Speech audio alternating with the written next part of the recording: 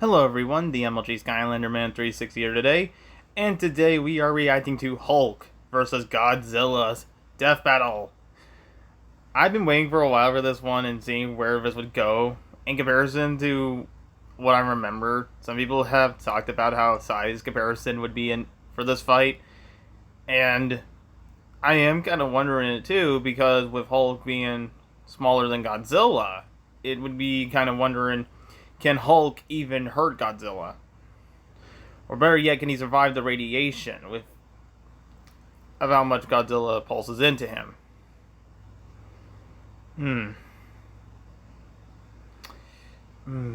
This really does get me a lot.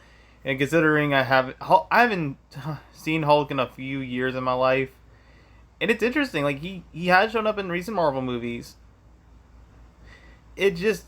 I haven't gotten to get more of his character throughout the comic books, and I honestly don't know what they're going to use for him in this situation. And with Godzilla, of all the movies he's been in, and considering what he can do, I don't know if they're going to only use straight from the movies or even the games and comics for Godzilla. I actually don't know what they'll use. And that really gets harder because it becomes if radiation is the factor between these two. It really does. But anyway, guys, without any further ado, let us begin the reaction. The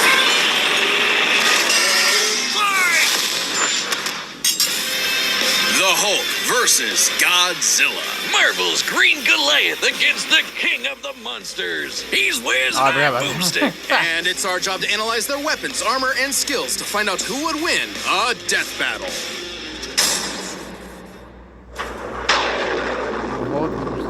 Personification of enemies which lurks under the surface of all of us. We all have control an enemy found. Okay. What is the Hulk? Is he man? Is he monster? Or is he both? He's a mean green smashing machine, the angry son of the Gamma Bomb. A weapon designed by the greatest gamma scientist of all, Dr. Robert Bruce Banner. But just before it went off, Bruce had to be a hero and save some dumb schmuck who was hanging around the test site. Damn it, Rick. That day, Bruce Banner died. And became the Incredible Hulk. A pissed-off giant who must be really glad Bruce wears the purple stretch fit. Standing 8 feet tall and stronger than 10 million men, the Hulk emerges when Banner's anger flares. Don't make him angry. You won't like him when he's angry. But it's even more complex than that. Banner suffers from dissociative identity disorder, with many different Hulks embodying alternate personalities. Like Joe Fixit, the original Grey Hulk. He's a cunning gangster and the only Hulk who's got that drip. The Devil Hulk is a violent, overprotective personality that Banner unintentionally manifested as a result of his father's abuse. Holy shit! Somebody actually drew this? But the Hulk everyone knows, the big guy, is known as Savage Hulk. It seems he also developed from parental abuse, hence his childlike personality. Though I'd argue he's more clever than you'd expect. The angrier he is, the stronger he gets, with no limit. Except for one, Bruce Banner. See, Banner's relationship with the Hulk is complicated. Oh, they hate each other. Mostly. Occasionally, they can come to an understanding. The alter best representing this would be the Professor Hulk, a balanced blend of Banner's brain and the Hulk's brawn. The buffest nerd you'll ever meet. But what about when Bruce takes a step back? If he isn't trying to restrain the Hulk, what do you get? The Green Scar. The World Breaker! Without Bruce's temperament, the Hulk's power and fury surges, mixing Savage's rising strength with the personality and cunning of a warlord. The Green Scar is no mere superhero. He's a king and a conqueror. Hulk is strong enough to lift 150 billion tons of rock, jump from New Mexico to Florida in a single bound, and shake all the dimensions connected by the crossroads at once. He was pinned down by the spear of Proxima Midnight, which holds the weight of a star, and was fine. And when we say World Breaker, we mean it. While sparring with Red She-Hulk, the two of them shattered a whole planet. At one point, he was bound in chains forged from the essence of the first firmament, the manifestation of the first universe, which could bind eternity itself. Not even Galactus was capable of saving eternity alone, and the Hulk just broke it. by himself. Maybe Thor should rethink calling himself the strongest Avenger, especially since the Avengers first assembled because none of them could take down Hulk on their own. Speaking of Thor, Huh? Cereal tastes better with a blue spoon. I hate how ads just come out of nowhere. Frozen custard mixed with Speaking of Thor, the Hulk consistently battles on par with him, even when he held the Odin Force, with which he could command his hammer through infinite distances and match the power of Null, who killed Dang. countless Celestials. Even without it, Mjolnir can cross the universe in seconds. Hulk tore a universe apart with just a clap. Good luck with that, Hammer Man. But the green guy's got way more going on than just brute strength. As the Hulk's power stems from gamma, he can utilize and absorb it Marvel and Rivals. other radiation in various ways. Yeah, like regenerating from fatal wounds. Even getting ripped apart by Wolverine barely slows him down. And the angrier he gets, the more regenerating cells his body produces. It gets weirder. Oh, Did you hell. know that if he absorbs enough gamma, he can shoot lasers from his eyes and read people's minds? Oh, also, he can see ghosts and give him a good old-fashioned Hulk smash. Hulk can break through the boundaries of comic book borders themselves into the empty white between panels, a gutter space beyond time and concept. What, like how She-Hulk can for some reason break the fourth wall and talk to the reader? Oh, wait, that makes sense now. It's all gamma. Exactly. In real life, gamma rays are electromagnetic radiation similar to X-rays. But in Marvel Comics, gamma comes from hell. On Earth 616, gamma radiation is an electromagnetic frequency that can manifest as either a wave, a particle, or something else. Something that nobody really understands. Except for Bruce. That's right. Dr. Banner is a certified genius with 7 PhDs. According to Norman Osborn, he's the 4th smartest person on the planet. And that's comparing him to big brains like Reed, Doom, and Tony. Banner built the Her Collider Synchrotron, a machine that can scan the entire multiverse with the speed of a hypermind. He created the Gamma Core, which could rupture space-time between universes. He built an interstellar radio on a deserted planet without any pre-established technology. He wired up Hulk like a starship, piloting him from the mindscape within. He even built an ultimate nullifier. In fact, the original intent of his Gamma Bomb was to be non-lethal, only targeting inorganic material. But Thunderbolt Ross wanted something with a bit more boom. Hey, can't blame him. Fearing its ramifications, Banner developed the Gamma Bomb on his own, keeping its design secret. In the process, he tapped into an unknown form of gamma energy that breaks down reality and mutates it beyond actuality. On that fateful day, he opened the Green Door. You know how we said the bomb killed Bruce? That wasn't some flowery metaphor or whatever. He died and came back as Hulk. Came back from the below place, the hell beneath hell, the lowest possible dimension of reality. It's trippy, but whenever Hulk dies, he goes there. Then a green door opens and he goes back to where he was before. Easy as that. It doesn't matter if he's been atomized, sliced up into jars, or digested by werewolves. If he goes through the door, he's back, ready to rumble. The green door did get locked into a red door, but he's easily broken through it multiple times. Not a problem. It turns out that third form of gamma, this anomaly from the bedrock of hell, spawns from none other than the one below all. The dark side of the one above all. That's right, God has a Hulk, and it wants Bruce to bring about the end of all things. But Hulk just said, nah. So, what is the Hulk? An uncontrollable monster? A prison for a tortured soul? A super weapon for Armageddon? Don't overthink it, Wiz. Hulk is Hulk, and Hulk's the strongest one there is. Dang. Godzilla's the son of a giant bomb. His name is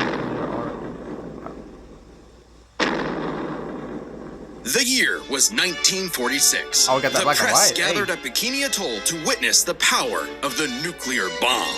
But many leagues beneath their feet, something ancient stirred. Godzilla, the king of the monsters. He was pretty pissed off over the worst wake-up ever, so he swam to Japan for one hell of a crash out. Japan was still recovering from the war, so seeing this mutilated radioactive monster towering high like a mushroom cloud wasn't just frightening, it seemed prophetic. The bomb was just the beginning. Man had sparked the end of times. Complete with googly eyes. And the most epic roar ever. Over the years, there have been many iterations of the beast. Between movies, TV, comics, and cartoons, there's at least 27 different Godzillas stomping around, not including Manila, the Scrappy Doo of kaiju. Sorry, that's insulting to Scrappy Doo. Despite the variety, Godzilla is somewhat consistent, so we'll examine his entire history, focusing on the larger releases. In most iterations, Godzilla is a rare theropod that went dormant for millions of years before nuclear bombs mutated it into a gargantuan radioactive monster. Standing 165 feet tall, at minimum, Goji smashes through skyscrapers with ease. He's so casual about bullets and rockets, they might as well be gnats. And the bombs did so much more than just pump up his size. He's got atomic breath. A concentrated beam or spray of radioactive heat. With an estimated range of 1,100 miles, it can exceed 500,000 degrees Celsius, almost 90 times hotter than the surface of the sun. But depending on how much radiation he's absorbed, or, life energy from a giant pterodactyl, he can do way more with it. His red spiral ray is a supercharged version that doubles in heat and power, and spins. Or he can blast it out of his back and fly. Well, he could always do that, I guess. Look at him go. With enough energy built up, Godzilla can blast a nuclear pulse out of his whole body, creating a massive wave of atomic destruction. His breathing laser can even break through dimensions, like when he found himself face to face with a giant mech, piloted by Hatsune Miku? There's also What? a number of era-exclusive powers. Shin Godzilla can fire rays from his tail. And Hanna-Barbera Godzilla can fire rays from his Oh, eyes. no, so they're Pew, pew. doing a... Effectively a living nuclear reactor, Shin possesses a natural phased array radar that can detect and attack threats automatically. And Godzilla Earth, who grew over 1,000 feet tall across 2,000 years, could make a barrier only penetrable by kaiju that can bypass physics. And don't forget, Big G can ball with the best of them. After Charles Barkley got him his own pair of Nikes, Godzilla got busy. You know, it's kind of hard to emphasize just how impressively terrifying Godzilla can be when you're bringing up this sort of thing. Oh, yeah? Why don't you find a better spokesperson for Dr. Pepper? Fine, let's talk about when his presence boiled the entire Arctic Ocean, or how he Alrighty. picked up and threw Biolante, which weighed 200,000 tons, or when he no-sold not one, not two, but 3 meteors. Including the Permian period extinction event that happened about 200 million years ago. Then he went to hell, fought some fucked up versions of God and Satan, and atomic breath at Space Godzilla so hard that he blew up the whole planet. That's scary enough for you? God, I want a Dr. Pepper. With such awesome might, he's battled the most dangerous of foes, like King Ghidorah and Gigan. In Godzilla vs. Megalon, Gigan flew from the M. Hunter Nebula to Earth in 24 seconds, and that nebula is 30,000 light years away. But sadly, OG Goji got done in by the cruelest weapon ever. The Oxygen Destroyer. Developed in secret by Dr. Serizawa, this weapon could suffocate and liquefy molecules. The ramifications of such a weapon were so detrimental, Serizawa took the secrets of its design to his early grave.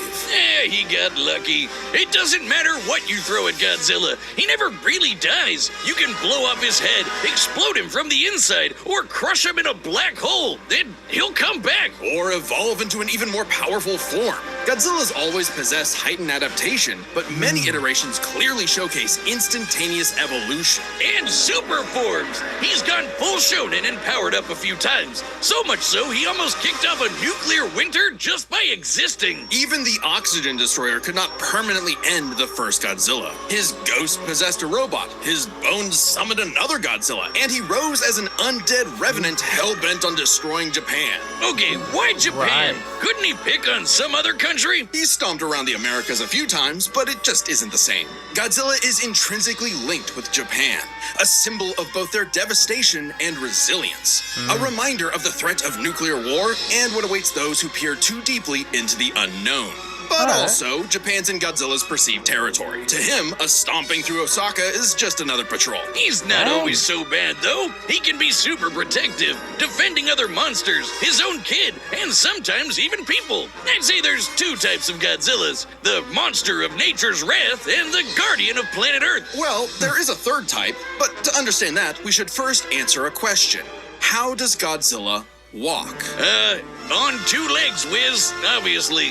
But according to Square Cube law, those legs should be crushed under his own weight. Oh, God, here we go again. A creature like Godzilla cannot realistically exist. This proved to be an elusive question for decades, even highlighted in Shin Godzilla, until a new theory was presented in the anime Singular Point. If Godzilla can't exist in our reality, what if he's from a different one? What? Like he's an alien from another dimension? Exactly! What if all kaiju come from a higher plane of existence with no regard for the known laws of physics? This dimension enters our reality in the form of archetype, a transtemporal conceptual particle. It's that red dust that's floating all over the place. This archetype can enter any timeline to terraform the Earth and all of reality so that kaiju can exist. This theoretically explains why various Godzillas appear in so many universes. So, like, they all trace manifest. back to one singular point.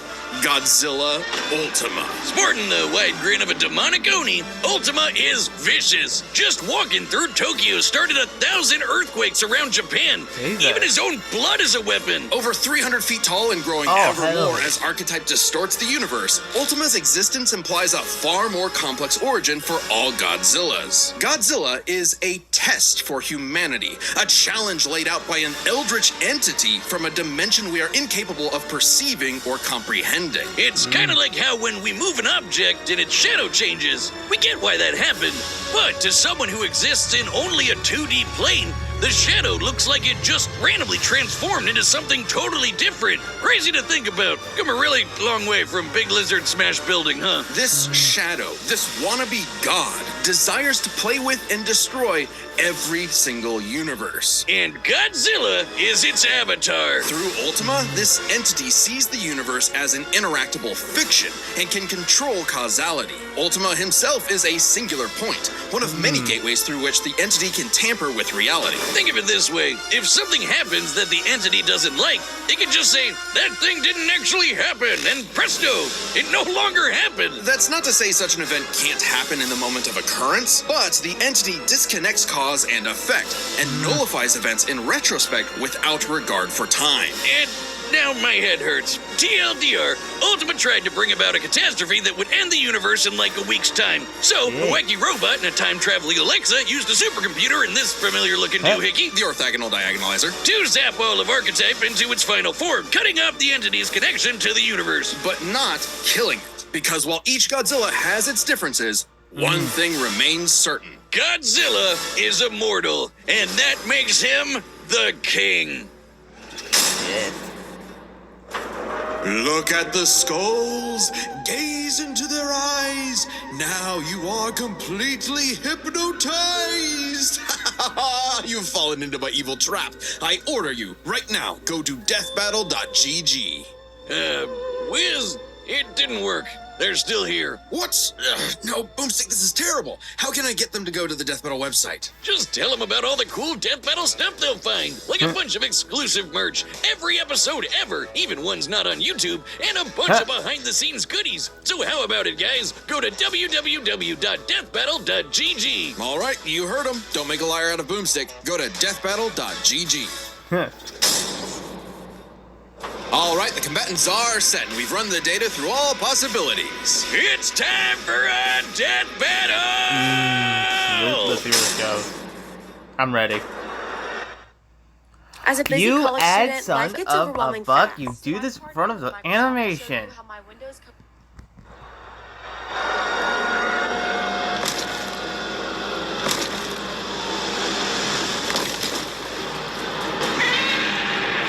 Yep, there he is. Godzilla has reached the city. So far, the evacuation is... Wait, look!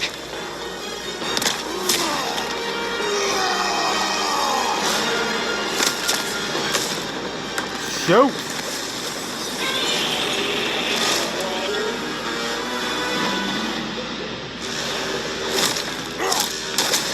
Dang!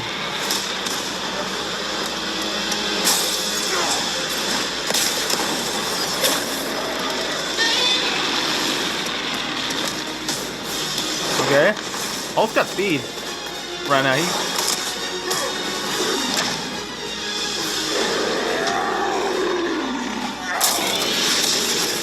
Oh! All right, Hulk, Time for me to take over. We don't want any trouble. No! Hulk stays! Oh. Oh!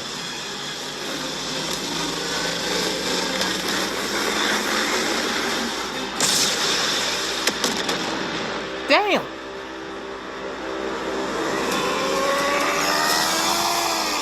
You think you're strong? I scan the world! Take out! Shit.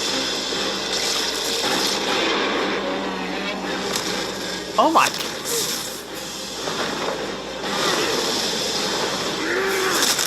Ooh.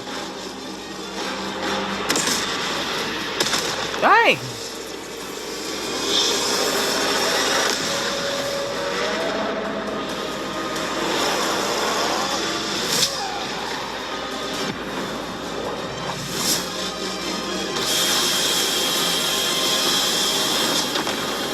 Shit.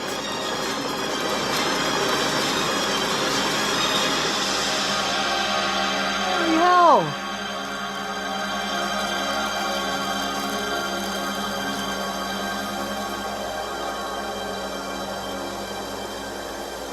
Stupid lizard.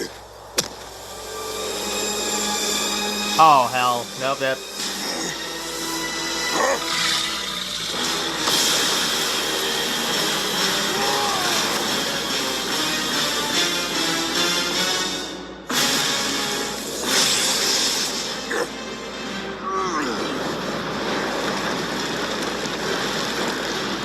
Oh crap.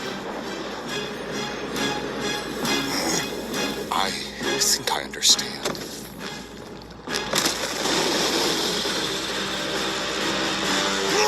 Oh god. Ultimate Godzilla.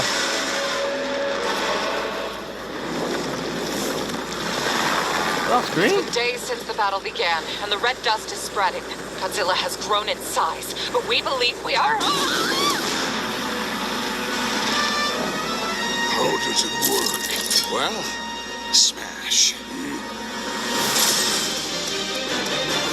Million, trillion to one and rising. That's the odds. Chance to nullify the madness behind the monster. 2 minutes to his 5. A right angle is 80 degrees. This element is beyond what we can perceive. Like gamma. Oh my god, are we just. Are they like trying and they're failing and they're coming back? A million. A trillion. I just need one.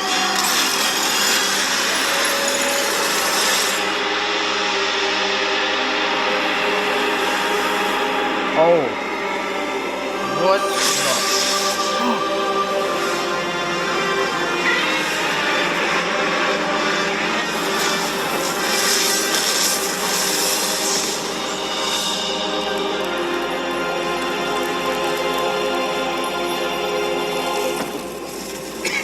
You did it, big guy. We did it. Damn! Okay, run this by me. What happened? It's complicated, so let's break this down into 3 categories. First up, power. Most versions of Godzilla can shrug off black holes and extinction-level events, tag beyond light-speed foes like Gigan, blow up planets. However, the Hulk is beyond that. The big guy clapped a universe to bits and shook the infinite dimensions linked to the crossroads. In a straight fight with a classic Godzilla, 616 Hulk smashes the power advantage. But factoring in Ultima changes things. The entity sees all of space-time and can manipulate its results at a whim. No matter how strong the Hulk got, Ultima could potentially negate it. But Hulk broke okay. chains made of the first firmament, which could overwhelm eternity. An abstract concept of a being not entirely unlike Ultima's entity. Even a small piece of the first firmament could break the multiverse. Plus, Hulk kept up with Odin Force Thor, who is also on a celestial level of power. So the gap in power becomes nebulous. Still, unless Hulk could remove Ultima from the equation, neither held a clear advantage in power and stats. Especially when you look at their immortality. This was practically a never-ending death loop. Even with their healing factors, both could technically kill each other, but then just come right back. The green door instantly appears when Hulk goes to the below place, and the higher dimensional entity could always summon a replacement Godzilla avatar. So both Hulk and Godzilla could not stay dead. Unless they could somehow prevent what was happening in those other dimensions. So let's examine the layers of their multiverses. Marvel's Cosmos has infinite higher dimensions, which themselves are transcended by the astral plane, the superflow, and so on until you reach the House of Ideas, the domain of the one above all. Since the one below all mirrors the one above all, the below place mirrors the House of Ideas. Get it? In comparison, the cosmos of Godzilla's multiverse is just as vast and infinite, but does not have the same sort of transcending layers above and below. This means the below place, the Hulk's respawn point and source of power, is out of the entity's reach. So the real question is, if they both can't die and Ultima's entity can't affect the below place, could Hulk somehow stop the entity before it destroyed the universe? It all comes down to Gamma and Archetype. Ultima was defeated in the anime by using a trans-temporal super dimension calculator operating at infinite speeds to activate the orthogonal diagonalizer, turning Archetype against itself. Ultima endlessly spews this stuff, so there's plenty to work with. And Hulk can reach into comic book gutter space, so he should be able to reach through a singular point. But that's not enough. Fortunately for Hulk, it just so happens he knows someone who, like scientists who have defeated Godzilla in the past, is an expert on particles from a greater dimension that mutate reality beyond our understanding. Who made a device with those particles that break space-time, like the diagonalizer? Who made a supercomputer that scanned the infinite multiverse with the speed of a hypermind, like the dimension calculator? Hell, the guy made an interstellar radio out of sticks and stones in a matter of days, and even built an ultimate nullifier. It's like he was made for this. The Green Door waits for no Hulk, including Banner. Even if Ultima's catastrophe destroyed the universe, the door could deposit Banner in a different universe, and he could continue the fight. He had all the time in the infinite multiverse. There was only one way this could end, and only one person who could make it so. Even among gods and monsters, man was the Ultima weapon. The winner is Bruce Banner. Next time on Death Battle. Alright. Ruby versus Maka. Oh, shit. Subscribe and join as a member to see more who's Death animating this Battle. one. Thanks for watching. Influences aren't new.